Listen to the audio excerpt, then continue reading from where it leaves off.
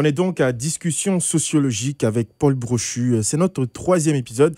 On a commencé, ça fait déjà 3 semaines, bientôt 4, même si la semaine passée, on n'a pas pu faire d'enregistrement, malheureusement. Mais on est là avec Paul aujourd'hui. Bonjour Paul, comment ça va? Ça va bien, toi? Ça va super bien. C'est une très très belle journée aujourd'hui. On a une température qui donne envie de sortir du lit, je pense. Exactement. Ouais. Et donc, pour toutes les personnes qui nous écoutent, qui sont encore au lit, on espère que vous aurez envie de sortir du lit. Et aussi avec cette belle conversation qu'on est sur le point d'avoir avec Paul. Mais on est aussi avec James Olivier, comme d'habitude. Bonjour James, comment ça va? Bonjour Christian, bonjour Paul, ça va très bien. Bonjour, ça va? Ça va bien, on se porte super bien. On est toujours content d'avoir ces belles discussions-là qu'on a aujourd'hui. Aujourd'hui, on continue un peu ce qu'on avait entamé la semaine passée, à parler un peu de politique, le rapport avec la sociologie et la politique. Mais aujourd'hui, on va un peu entrer aussi dans le cadre des institutions, parce que qui parle de politique parle de politiciens, qui parle de politiciens dit d'organismes pour gérer justement cela. Et donc, ça nous emmène aussi à parler des institutions. Mais moi, j'aimerais commencer par te demander à toi, Paul, selon toi, est-ce qu'il y a un rapport clair entre les institutions, la politique et la sociologie? Je pense que oui. Le docteur Olivier pourra me corriger, mais je pense, si on prend simplement la référence qui était les travaux de Max Weber, un grand sociologue allemand, et sur la dimension politique, il va mettre en évidence que l'État politique, c'est peut-être l'institution la plus importante. Il a mis beaucoup l'accent sur, on en a parlé peut-être à la dernière discussion, sur le pouvoir dans la société. Qui a le pouvoir et comment partager le pouvoir? Oui, on avait pris le cas de la violence. Qui a le droit de la violence légitime? Voilà, exactement. C'était la définition même de l'institution qui est l'État.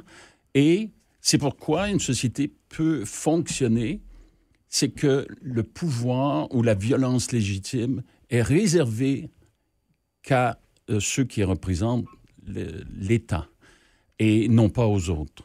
Sinon, ce serait le chaos, quoi. Alors... Et donc, c'est-à-dire que ce rapport-là, il est quasiment inséparable, parce que tout ce que tu viens de dire, ce sont des choses qui fonctionnent ensemble, techniquement, James. Oui, c'est des choses qui fonctionnent ensemble. Il n'y a pas d'État sans les institutions, parce que les institutions, c'est fondamental. Donc, Paul a parlé de Max Weber, mais dans nos sociétés contemporaines, il y a d'autres travaux, d'autres penseurs qui sont aussi intéressants. Et si on prend aujourd'hui Daron Acemoglu, qui a reçu le prix Nobel d'économie, je crois, et James Robinson, donc, qui ont, dans un livre, qui ont parlé des institutions, des fondamentaux, ou bien des causes fondamentales des institutions dans le développement, que ce soit le développement économique ou le développement politique. Et c'est vraiment important d'avoir des institutions très fortes, parce que c'est pas l'État en soi qui est fort, mais c'est plutôt les institutions. D'accord. Ouais. Quand l'État décide, c'est à travers les institutions. Mais comment est-ce que l'institution arrive à exercer la volonté ou alors la vision d'un État? Comment est-ce qu'on arrive à le faire? Parce que il y a beaucoup de personnes qui parlent d'institutions, des institutions, mais même un club de football, c'est une institution. Donc, en quoi est-ce que l'institution qui est dirigée par l'État est différente d'autres types d'institutions? Est-ce que je peux reformuler? Oui. Je dirais comment les institutions, l'État en premier, empêchent certains comportements. Non pas comment elles permettent les actes ou les actions sociales, mais comment elles empêchent certaines actions en encadrant chacun des domaines d'activité, par exemple la famille, l'éducation, l'économie, le marché, la sphère politique, par exemple. Comment chacune de nos institutions sont vraiment très importantes en tant qu'encadrement. Alors, le bon exemple de ça, je pense, c'est quelqu'un qui veut démanteler, par exemple, la démocratie dans son pays. Bonne chance. Bonne chance parce que, normalement, s'il n'y avait que l'institution politique, avec les députés, les premiers ministres, etc., et s'il n'y avait pas l'institution juridique derrière qui vient protéger les institutions par la loi, ce serait très facile de démanteler la démocratie. Elle est fragile comme système, bien sûr, mais quelqu'un qui arrive au pouvoir à cause de sa personnalité, son charisme, etc., et qui veut démanteler, prenons par exemple Hitler, c'est exactement ce qui est arrivé. Hein? Il veut démanteler et fonder un nouveau système. Il faut qu'il détruise les institutions. Et ça, c'est pas facile à faire. Et détruire une institution, c'est détruire techniquement ou remplacer la personne qui gère cette institution, ou c'est de dire que tout simplement cette entité-là n'existe plus? Comment est-ce qu'on détruit une institution?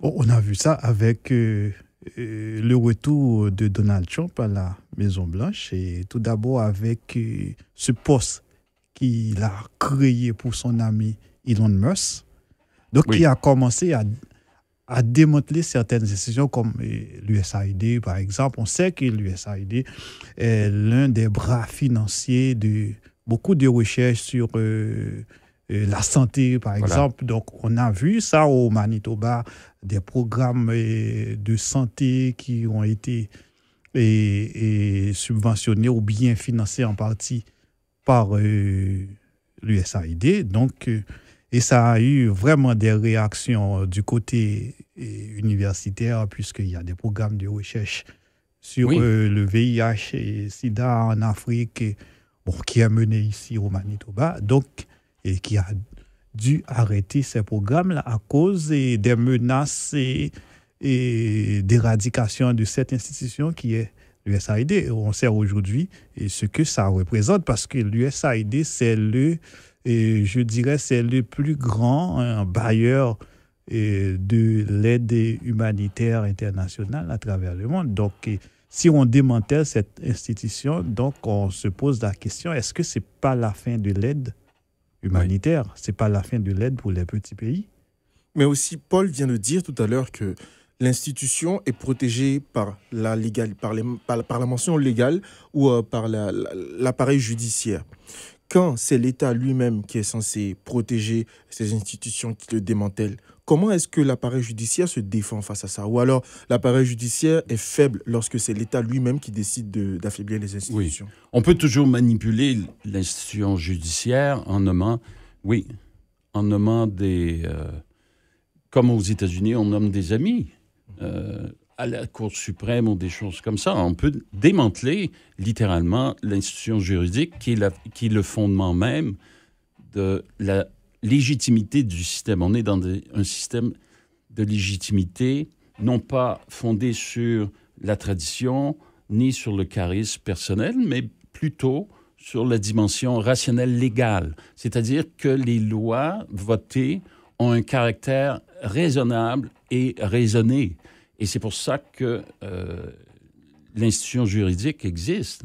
Et alors, bien sûr qu'il y a un jeu. Il y a un jeu. Peu importe le parti qui est au pouvoir. Je me rappelle quand le Parti conservateur était au pouvoir, et James a raison à propos de la santé, le Parti conservateur avait mis fin à plein de programmes, et c'était un choix légitime de sa part. Et luttait contre l'institution scientifique.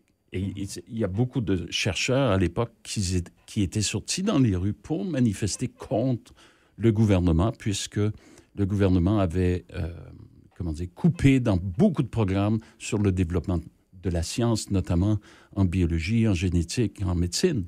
Voyez? Et c'était inconcevable pour une société comme la nôtre, technologique comme la nôtre, qui valorise la science, vous voyez. Et alors, il y a toujours un jeu que le parti politique peut faire, aller plus d'un côté ou de l'autre, mais il y a des limites. Et ces limites-là, c'est l'encadrement qui permet une stabilité des institutions. Si cet encadrement-là est mis en danger, la stabilité même des institutions est mise en danger et la société elle-même. Et c'est peut-être le début d'un déclin, d'une décadence institutionnelle qui peut amener la disparition d'une société. Et ça, on n'en parle pas assez souvent, je pense, je ne sais pas si tu... Ouais. Mais toute société, tout empire a une fin. Vous voyez? Il faut être très, très à l'affût de ça. Donc, on a dit que toute société a une fin. Est-ce que quand on parle d'État, on s'emmène aussi dans ce même canevas-là? Parce que, par exemple, avant, je sais que, par exemple, on a eu l'Empire romain qui s'est étendu de, je sais pas, de 300 avant Jésus-Christ jusqu'à environ 500 après Jésus-Christ. On a eu l'Empire ottoman, on a eu plusieurs empires en Afrique, on a eu l'Empire du Mali, tout ça. On a eu l'apogée, on a eu le déclin, on a eu le début. Comment ça se passe quand c'est un État? Est-ce que les États aussi ont ce cycle de vie-là qui s'emmène à sa fin? Ou alors pour les États, c'est plutôt le renouvellement qui se trouve après, je dirais, les nouveaux régimes politiques qui arrivent, qui donnent un nouveau souffle à chaque État? Oui, tout à fait. À chaque nouveau régime politique, il y a des changements au niveau de l'État. Donc, tu en as parlé de ces anciens régimes-là, mais le monde évolue. On ne peut pas appliquer les mêmes recettes qu'on appliquait avant. Donc, c'est pour ça que chaque nouveau régime qui arrive, il y a des changements. Et ces changements-là se font à travers l'instrument juridique dont Paul a fait mention, parce qu'il y a 2 nouvelles lois qui sont votées et qui sont adaptées aux nouvelles réalités. Et donc, c'est pour ça qu'il y a toujours des changements. Mais là, j'aimerais en profiter pour ajouter quelque chose par rapport à ce que Paul disait. Et lorsqu'il y a des dérives comme ça, il y a la justice qui est là.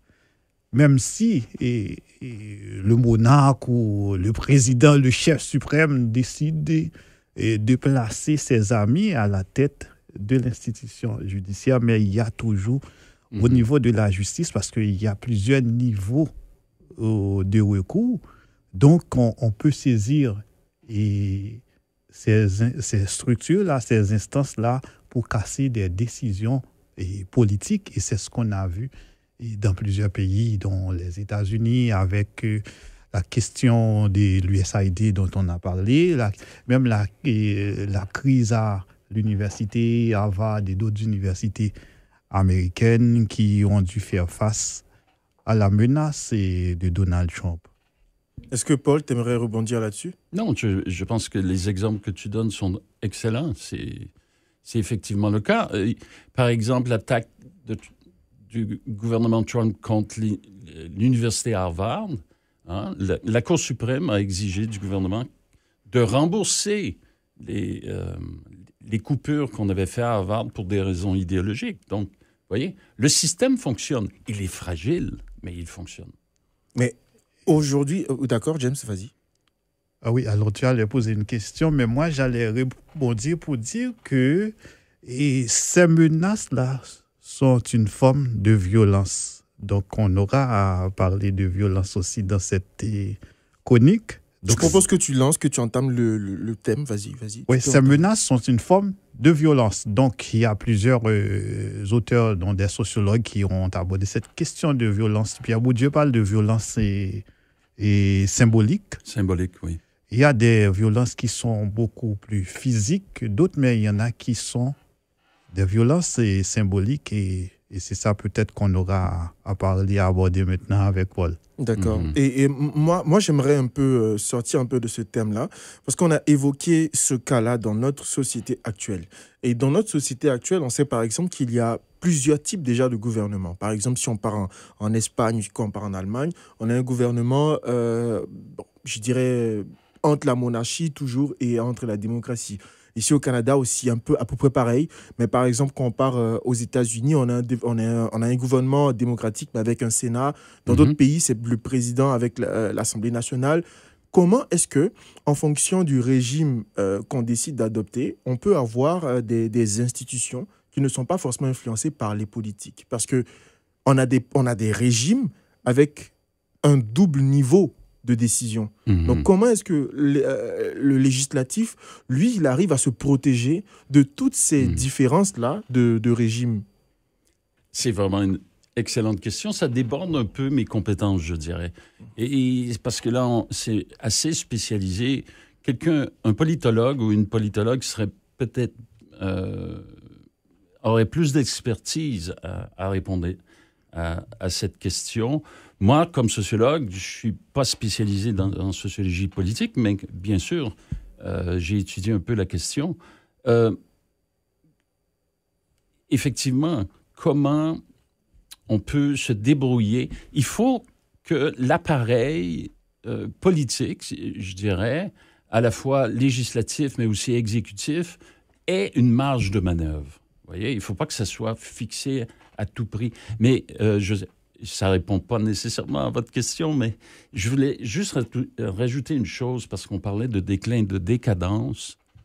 Et je crois qu'un des signes de déclin, de décadence, James, vous parliez de la violence interne au système.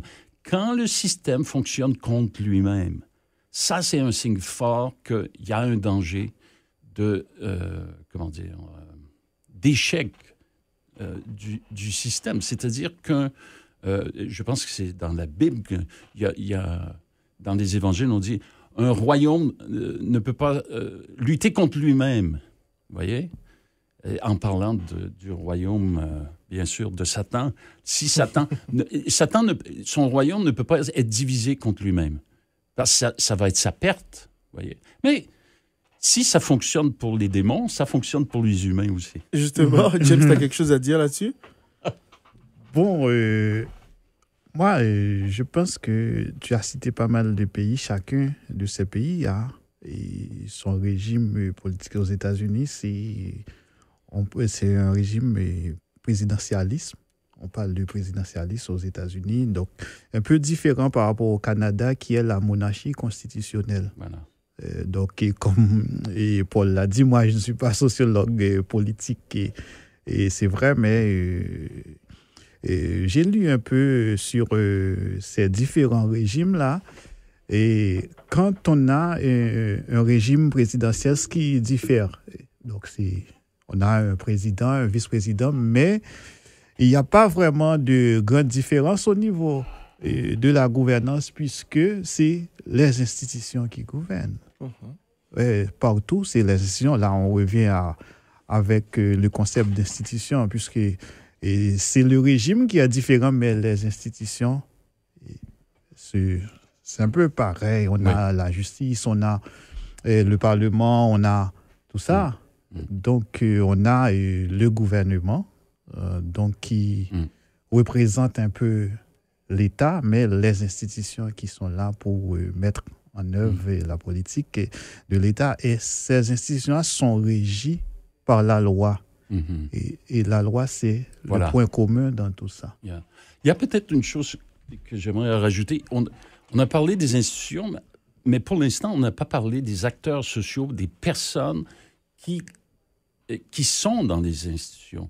Et c'est parce que en écoutant la conversation, ça m'a fait penser au grand sociologue, philosophe Raymond Aron, à propos de la perspective marxiste des classes sociales. À un moment donné, dans un de ses livres, il va dire, vous savez, même si on était dans un régime soviétique, par exemple, totalitaire, c'est pas le prolétariat qui est au pouvoir, c'est quelques personnes. Même chose pour la démocratie. Quand on dit c'est le pouvoir du peuple pour le peuple, c'est pas le peuple qui est au pouvoir, c'est quelques personnes. C'est quelques personnes. Alors, il faut toujours, vous voyez, avoir la lorgnette macro-sociologique à propos des institutions, bien sûr, la démocratie, un point de vue systémique, bien sûr, mais jamais perdre de vue un point de vue un peu plus micro-sociologique où ces institutions-là sont... Il y a des personnes qui siègent sur ces institutions-là et ils ont des intérêts particuliers. Vous voyez? Il faut combiner ces deux points de vue. C'est pas facile de combiner cette interdépendance, si on veut, de la structure, mais aussi des individus qui font partie de la structure. Vous voyez? Alors, je voulais juste rappeler que le système ne fonctionne pas par lui-même. Il fonctionne parce qu'il y a des gens qui s'impliquent et il y a des gens qui sont indifférents aussi. Et ça, il faut s'en rendre compte. Je pense que c'est ça. Oui, vas-y. Ce que je trouve paradoxal, Paul, c'est l'application de la loi. Parce que même dans un régime dictatorial, on agit au nom de la loi. Oui. On agit au nom de la loi et cette loi-là, elle est appliquée par des individus, des acteurs. Donc, Paul a parlé de Raymond Aron. Donc, il y a même, je crois que c'est Crozier qui a parlé de l'acteur et le système. Voilà. Ouais. Donc, il y a l'acteur. Il y a l'acteur qui est là, mais pour appliquer des lois régies par le système, tout ça. Exactement. Et donc, moi, ça m'amène à ma prochaine question, parce qu'on parle de l'acteur du système, mais dans la mesure où, par exemple, la sociologie, la société en elle-même est insatisfaite de ce que les institutions donnent. L'institution, on a dit tout à l'heure que c'est par l'institution que l'État passe pour asservir, pour montrer ses compétences techniquement, si je peux le dire ainsi. Je ne suis pas sociologue, désolé pour les termes, mais quand c'est la société en elle-même qui se plaint des institutions, quand c'est la société en elle-même qui pousse à un changement, est-ce qu'on peut dire que les institutions ont le devoir de se remettre en cause, ou alors ont le devoir de montrer à la société que l'institution est au-delà de la société? Ça dépend de quelle société on parle. Si on parle de nos sociétés contemporaines, postmodernes, on n'est même plus dans la modernité, on est au-delà de la modernité. Ça s'appelle la postmodernité. Moi, je préfère le mot hypermodernité, qui sont des sociétés qui fonctionnent non pas par la conservation ou la tradition, mais l'inverse, par la transformation, le changement. Donc, par définition, la réponse est oui. Une société qui fonctionne par sa capacité de transformation interne va valoriser le changement, et donc, dans les institutions, on va voir des signes de ce changement-là. C'est pour ça des réformes. On va faire des réformes. Voilà. Ouais. Voilà.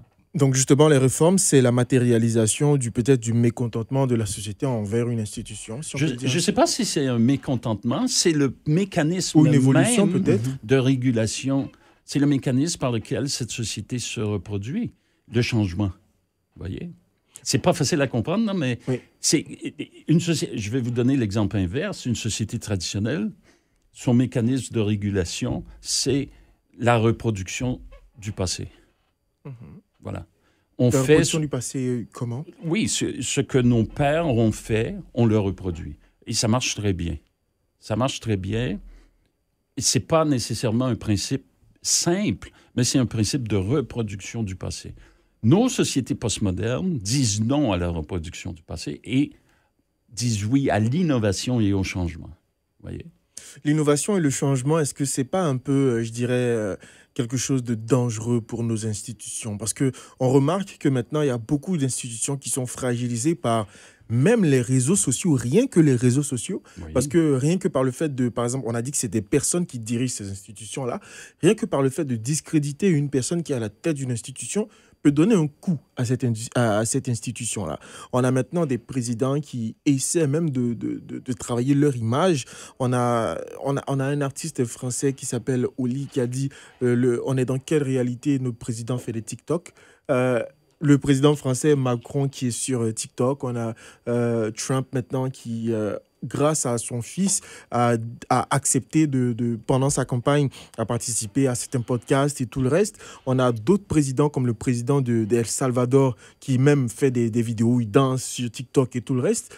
Est-ce que maintenant, la société n'est pas en train de montrer que techniquement, elle infiltre le cerveau des personnes qui gèrent ces institutions-là pour qu'ils soient du côté de la société? Moi, je dirais, on est des humains. On est des humains, on n'est pas des robots, même si on est le président de la République ou le Premier ministre. Donc, on a ce côté-là de divertissement. Pendant longtemps, on a pensé que les dirigeants n'étaient pas des humains, techniquement, tellement qu'ils étaient des gens carrés. Ouais. Et c'est maintenant qu'on commence à voir ça aussi. Ouais. Oui. Parce que même Hitler, il savait se divertir. Donc, Hitler et d'autres... dictateurs qu'on a connus dans le monde. Donc, c'est des gens qui prenaient beaucoup de plaisir, qui se divertissaient, tout ça. Donc, on est avant tout humain. On est influencé par ce que nous offre la société. Mm-hmm. Et c'est vrai qu'on peut être président de la République, on est là pour prendre des décisions, mais avant tout, il ne faut pas négliger ce côté humain-là. Donc, avec les nouvelles technologies, on a vu ça et beaucoup de dirigeants politiques commencent à avoir des ennuis. J'ai lu cette semaine, au Québec surtout, il y a beaucoup d'acteurs politiques qui ont quitté Facebook. Mhm. Ouais. Mhm. Oui, Donc, la question technique ou technologique, elle est intéressante. Je pense qu'il faut toujours la lier. La dimension technique, je dirais, il faut toujours la relier à une vision de la science. C'est-à-dire que, à mon avis, la technique ou la technologie sont des résultats de la pensée et de l'évolution de la science. Voyez?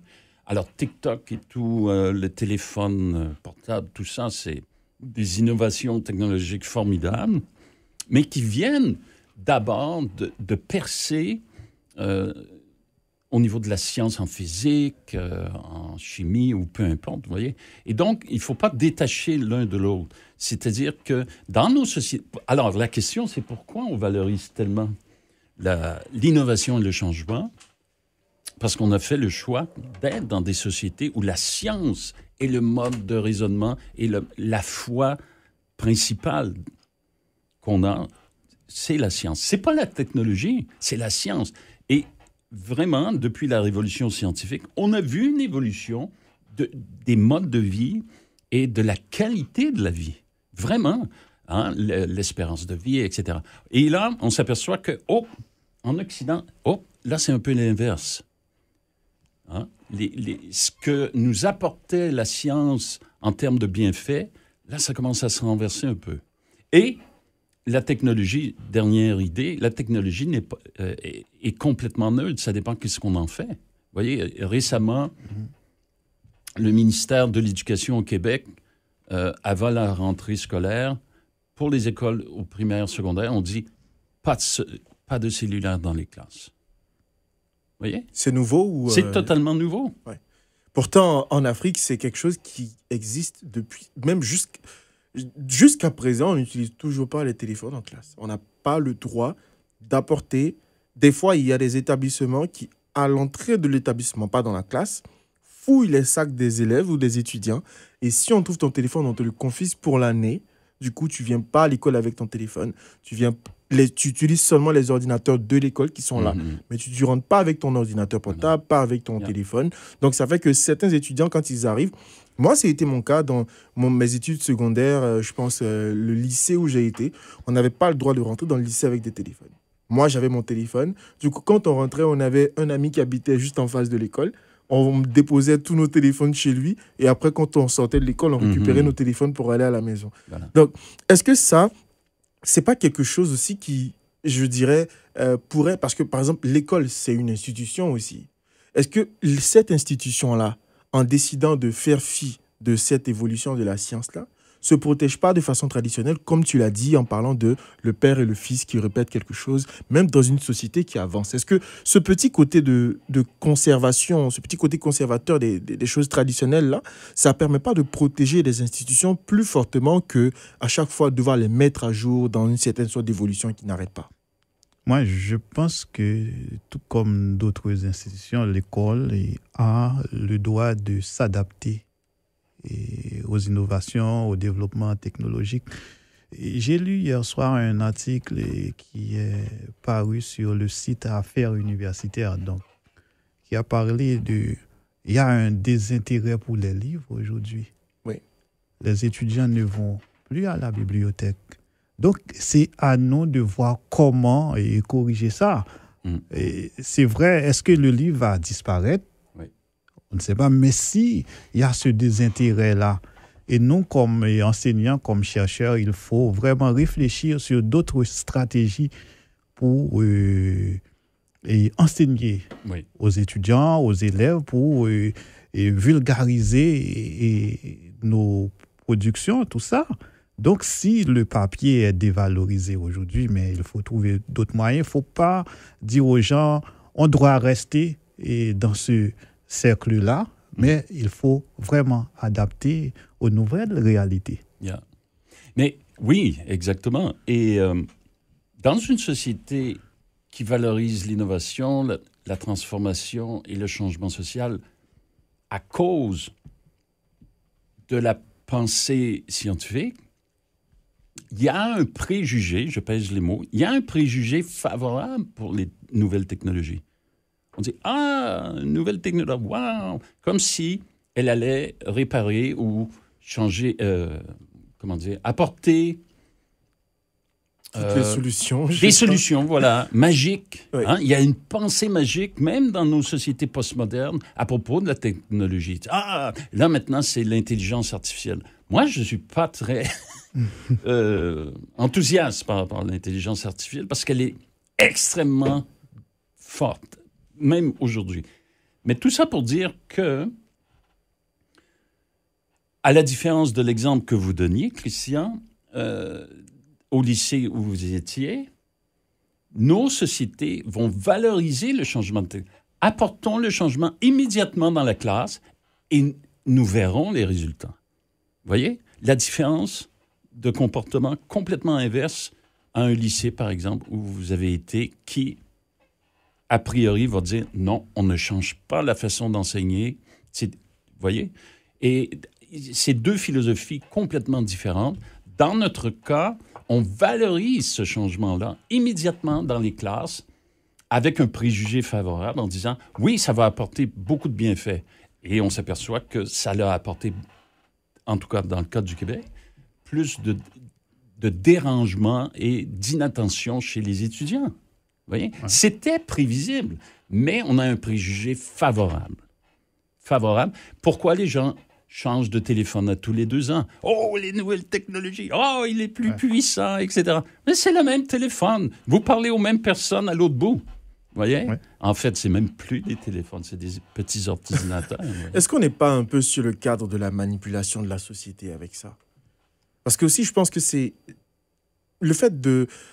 Avant, quand on créait, quand il y avait l'innovation, la plupart des grands inventeurs, comme par exemple Thomas Edison, que ce soit les frères Lumière ou que ce soit tout le reste, c'était des choses qu'on ne savait pas, qui étaient utiles et qui ont amené un changement. C'était des choses qui ont été créées, qui n'existaient pas encore. Ça répondait à des besoins. Ça répondait à des besoins primaires. Maintenant, quand on voit les choses qui se passent, c'est juste un remix. C'est juste des choses secondaires. Est-ce que ça répond à quelque chose? Exactement. Donc, est-ce que ça, on n'est pas dans la manipulation quand on essaie de vendre le fait aux gens? Ça répond à un désir que l'on crée chez les citoyens. Ouais.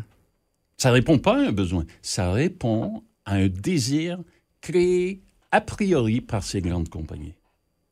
Oui. Donc, c'est-à-dire que là, on n'est plus... Parce que voici aussi, qui tu peux être. Exactement. Ouais. Et justement, ça, c'est justement ça, parce que quand on voit, par exemple, l'échelle, par exemple, des personnes qui ont juste des ressources basiques vont s'intéresser d'abord à pouvoir avoir les éléments de base. Par exemple, si quelqu'un a juste assez, je dirais, par mois, il gagne peut-être $1,000, il va s'intéresser à avoir la nourriture, le chauffage, l'eau, pouvoir se déplacer, se vêtir. Mais quelqu'un qui, par exemple, gagne $20,000 le mois, il va s'intéresser aux mêmes choses, mais il a plus d'argent à consacrer à d'autres choses. Donc, est-ce que l'évolution aussi de la société dans un terme financier ne propulse pas aussi ces désirs secondaires-là que ces institutions essaient de créer aussi dans la tête? Donc ça veut peut-être dire que les pays... Je laisse Paul réagir parce que ça renvoie directement au développement du système capitaliste. Hein? Parce que comment ils ont fait? Ils ont étudié nos mentalités, nos envies, nos besoins et on nous impose ça. D'accord. Hein? Donc ça se retourne un peu contre nous-mêmes, le développement de notre cerveau. Parce que nous sommes des consommateurs. Donc, oui, voilà. Ça, c'est depuis les années 60 avec la société de consommation. Hein? Voilà.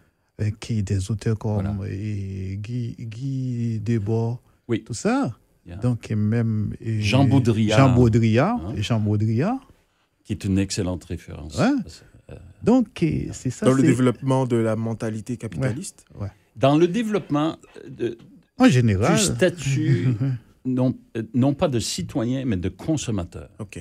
comment on est devenu des consommateurs et comment on nous traite comme consommateurs, pas comme citoyens, pas comme mère ou père de famille, comme consommateurs sur un marché. Et donc, avec l'hyper-productivité de nos entreprises, il faut bien que ces marchandises-là se vendent. Il faut donc créer de toutes pièces, non pas des besoins, comme je le disais, des désirs. Et le désir, l'être humain est un être de désir. Oui. Et le désir est beaucoup plus fort qu'un besoin. Alors, je vous écoutais, Christian, avec une rationalité formelle exemplaire. Vous disiez, quelqu'un qui a peu d'argent va mettre de côté ses écus pour des besoins essentiels. Quelqu'un qui a beaucoup d'argent ira plus loin dans les... Dans la réalité, ça ne fonctionne pas comme ça. Ça, c'est une vision rationnelle formelle et tout à fait intelligente de si j'ai peu, j'accorde à l'essentiel. On n'agit pas comme ça. Dans la société actuelle, on n'agit pas comme ça. C'est pourquoi vous avez des gens qui ont peu et qui ont quatre cartes de crédit complètement rouges parce qu'ils veulent le dernier iPad. Vous voyez? Donc, est-ce que c'est un piège aussi un peu? Ben, bien sûr que c'est un piège. Bien sûr. Yeah. C'est une drogue, quoi, la consommation. C'est ça aussi. Oui. Ce serait bien qu'au prochain épisode, on puisse discuter de ce rapport entre la consommation, le marketing et la sociologie aussi. Jean Baudrillard disait qu'à propos de la consommation, c'est pas strictement un processus d'achat, c'est une culture. C'est une culture de consommation. Ça veut dire quoi? Ça veut dire qu'avec nos amis, les membres de notre famille, on reproduit les modèles de consommation. Regarde ma belle voiture, regarde ma montre, regarde ci, regarde ça. Donc, j'existe à cause des choses matérielles. C'est ça. Et donc, est-ce que ça ne tue pas un peu, je dirais, les autres ressources, les autres sources d'affirmation de l'existence? Parce que si tout est basé sur ce qu'on peut montrer ou ce qu'on peut donner ou ce qu'on peut faire voir aux gens, est-ce que ça ne tue pas un peu les autres manières d'affirmer un peu une personnalité ou une perception? Et là encore, on revient encore dans le fait où certaines personnes arrivent à avoir certains postes ou certains niveaux dans la vie ou certaines mêmes occupations par leur charisme, par ce qu'ils dégagent, parce qu'ils ont de façon physique ou financière, et non parce qu'ils reflètent de façon mentale aussi. Donc, cette manipulation-là, je pense que c'est comme un cercle vicieux qui nous fait retomber et retourner encore et encore de partout. Oui, tout à fait. Tout à fait, parce que ces gens-là qui investissent dans ce secteur ou ces secteurs-là, ils ont la capacité de créer des choses pour nous manipuler. Ils ont cette capacité-là. Et le plus souvent, c'est nous, chercheurs, nous, penseurs, qui sont utilisés par ces gens. Ouais, pour développer exactement justement ce sur quoi taper. Ouais. Oui. Donc, c'est eux. Donc, Paul a parlé de Jean Baudrillard, mais c'est toute une construction bien avant Jean Baudrillard. On se rappelle Rostov dans les années 50 avec ses étapes de la croissance. Et l'une de ces étapes, c'était l'ère de la consommation de masse. Oui, de masse. Ouais? La consommation de masse. Donc, il faut créer du travail pour permettre à tout le monde d'avoir un boulot. Et l'objectif final, la finalité, c'est la consommation. Exactement. Messieurs, c'est un plaisir pour moi d'avoir eu cette belle discussion avec vous aujourd'hui. On a touché des points qui sont très, très, très intéressants que je pense qu'on pourrait encore élaborer la prochaine discussion qu'on aura, notamment cette histoire de consommation, de marketing et tout ce que ça englobe autour. Je propose qu'on s'arrête là pour aujourd'hui. C'était déjà une très, très belle conversation qu'on a eue. Je pense que nos auditeurs sont très, très, très contents d'avoir pu écouter tous ces développements-là. Merci beaucoup à toi, Paul, pour ta disponibilité. C'est un plaisir. Et toi aussi, merci beaucoup, James. C'est toujours un plaisir de discuter avec toi et Paul. Et donc, c'était Discussion sociologique avec Paul. On se donne donc rendez-vous à la semaine prochaine où on essaiera de parler de consommation, de marketing et de tout ce qu'il y a autour en rapport avec la sociologie. Passez une bonne journée et on se retrouve là.